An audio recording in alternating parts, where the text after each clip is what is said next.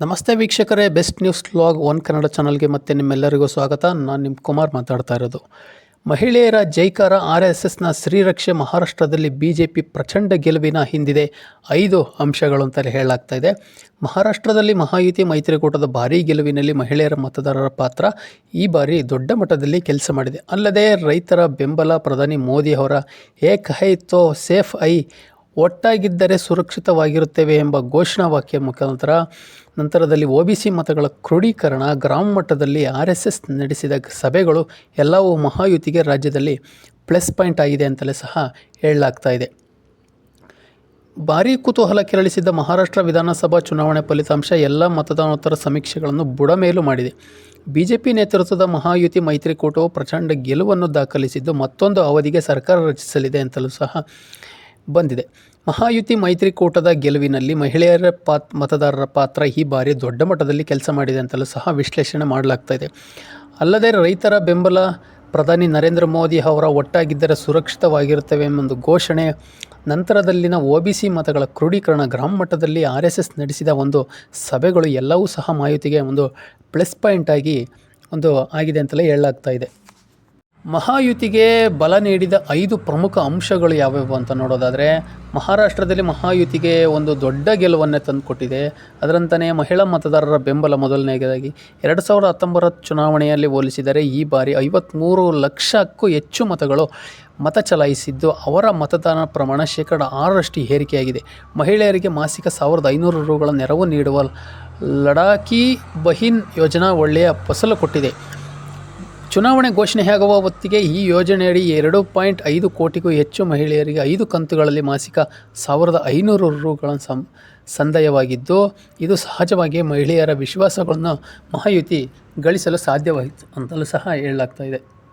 ಇದಲ್ಲದೆ ಚುನಾವಣೆ ವೇಳೆ ಈ ಮೊತ್ತವನ್ನು 2100 ರುಗೆ ಹೆಚ್ಚಿಸುವ ಭರವಸೆಯನ್ನು ಮೈತ್ರಿಕೂಟ ನೀಡಿತ್ತು. ಇದು ಸಹಜ ಮಹಿಳೆಯರ ಮತದಾರರನ್ನು ಸೆಳೆಯಿತು. ಪ್ರತಿಪಕ್ಷಗಳ MVA ಇದೇ ರೀತಿ 3000 ರುಗಳ ನೆರವಿನ ಯೋಜನೆ ಭರವಸೆ ನೀಡಿದರು. ಈಗಾಗಲೇ ಕಾಲಕಾಲಕ್ಕೆ ಕಂತು ಪಡೆದಿದ್ದ ಮಹಿಳೆಯರು ಮಹಾಯುತಿ ಮೇಲೆಯೇ ಹೆಚ್ಚು ವಿಶ್ವಾಸವಿಟ್ಟಿದ್ದರು ಕಾರಣ ಅದನ್ನು ಬೆಂಬಲಿಸಿದರು. ಎರಡನೇದು, ಕೈ ಹಿಡಿದ ರೈತರು. ಚುನಾವಣಾ ಪ್ರಚಾರದ ವೇಳೆ BJPಯು ಈ ಹಂಗಾಮಿನಲ್ಲಿ ಕನಿಷ್ಠ ಬೆಂಬಲ ಬೆಲೆಗಿಂತಲೂ ಹೆಚ್ಚಿನ ದರದಲ್ಲಿ ಹತ್ತಿ ಖರೀದಿಸುವ ಭರವಸೆಯನ್ನು ಸಹ ನೀಡಿತ್ತು. ಇನ್ನು ಕನಿಷ್ಠ ಬೆಂಬಲ ಬೆಲೆ ಯೋಜನೆಯಡಿ 15% ತೇವಾಂಶವಿರುವ ಸೋಯಾಬೀನ್ ಖರೀದಿಸುವ ಭರವಸೆಯನ್ನು ಸಹ ನೀಡಿತ್ತು. ಇದು ರೈತರ ಮಹಾಯುತಿ ಮೈತ್ರಿಕೂಟದ ಪರ ಒಲವು ತೋರಿಸಲು ಒಂದು ಕಾರಣವಾಗಿತ್ತು ಅಂತಲೂ ಸಹ ಹೇಳಲಾಗ್ತಾ ಇದೆ. ಇನ್ನು ಮೂರನೇದು, OBC ಮತಗಳ ಕ್ರೋಢೀಕರಣ. ಪ್ರಧಾನಿ ನರೇಂದ್ರ ಮೋದಿ ಅವರ ಏಕ್ ತೋ ಹೈ ಸೇಫ್ ಐ ಎಂದು ಹೇಳಿಕೆ ನೀಡಿದ ನಂತರ OBC ಮತಗಳು ದೊಡ್ಡ ಮಟ್ಟದಲ್ಲಿ ಮಹಾಯುತಿ ಪರ ಕ್ರೋಢೀಕರಣವಾಗಿದೆ.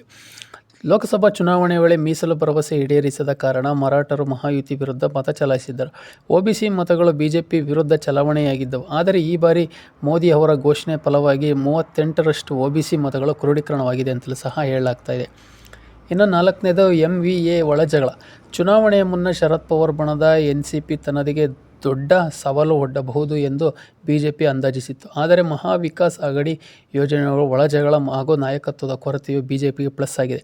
ಅಲ್ಲದೆ ಉದ್ಧವ್ ಠಾಕ್ರೆ ಬಣದ ಹಿಂದುತ್ವದ ಮತಗಳು BJP ಸೆಳೆದುಕೊಳ್ಳುವಲ್ಲಿ ಯಶಸ್ವಿಯಾಗಿದೆ. CM ಏಕನಾಥ್ ಶಿಂದೆ ಅವರ ಉತ್ತಮ ಆಡಳಿತ ಕೂಡ ಉದ್ಧವ್ ಬಣಕ್ಕೆ ಟಕ್ಕರನ್ನು ಕೊಟ್ಟಿದೆ ಅಂತೆಲ್ಲ ಸಹ ಹೇಳಲಾಗ್ತದೆ. ಇನ್ನು ಕೊನೆಯದಾಗಿ ಐದನೇದು, ಫಲ ಕೊಟ್ಟ RSS ಸಭೆಗಳು. BJPಯ ಗೆಲುವಿನಲ್ಲಿ RSS ಪಾತ್ರ ಬಹು ದೊಡ್ಡದಿದೆ. ನಾಗ್ಪುರದಲ್ಲಿ ಕೇಂದ್ರ ಕಚೇರಿ ಹೊಂದಿರುವ RSS ಭರ್ಜರಿಯಾಗಿ ಚುನಾವಣಾ ಪ್ರಚಾರವನ್ನು ತಯಾರಿ ನಡೆಸಿತ್ತು. ಒಂದು ಅಂದಾಜಿನ ಪ್ರಕಾರ ರಾಜ್ಯಾದ್ಯಂತ 60,000 ಸಭೆಗಳನ್ನು ನಡೆಸಿ ಮತದಾರರನ್ನು BJPಯತ್ತ ಸೆಳೆಯುವಲ್ಲಿ ಯಶಸ್ವಿಯಾಗಿದೆ ಅಂತಲೂ ಸಹ ಹೇಳಲಾಗ್ತಾ ಇದೆ. ಈ ಎಲ್ಲ ಒಂದು ಒಗ್ಗಟ್ಟು, BJPಯ ಒಂದು ತಂತ್ರಗಾರಿಕೆ, NDA ಮೈತ್ರಿಕೂಟದ ಒಂದು ಒಗ್ಗಟ್ಟು ಏನಿತ್ತೋ ಇದು ಮಹಾರಾಷ್ಟ್ರದಲ್ಲಿ ಒಂದು ದೊಡ್ಡ ಮಟ್ಟದ ಗೆಲುವಿಗೆ ತಗೊಂಡೋಗಿದೆ ಅಂತಲೇ ಅಂದರೆ ಅದರಾಗೆ ತಪ್ಪಾಗಿಲ್ಲ ವೀಕ್ಷಕರೇ.